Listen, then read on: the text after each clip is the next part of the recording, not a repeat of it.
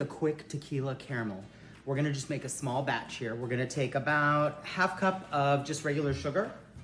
We're gonna mix that with just about ¼ cup of water.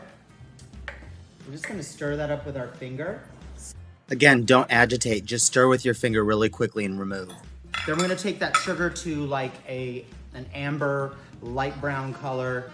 Takes a couple minutes, but don't stir or agitate the sugar water mixture. Just let it kind of do its own thing and come to that kind of soft boil where you see the colors start to change. We'll see it in just a second here. There's that amber, it's starting to turn, let it go a little further.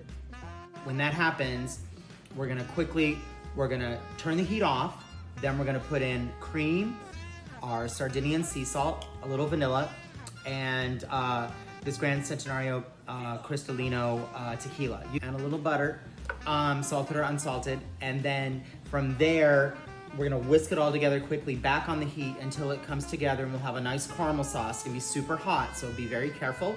Add all your liquids, stir quickly, remove some heat, put back on the heat to finish. Kind of see that beautiful caramel. I'm just gonna pour some. That's gonna thicken even more as it cools. I'm just doing that so I can taste it, so I get it cooled a little bit. Perfect, delicious, super easy caramel.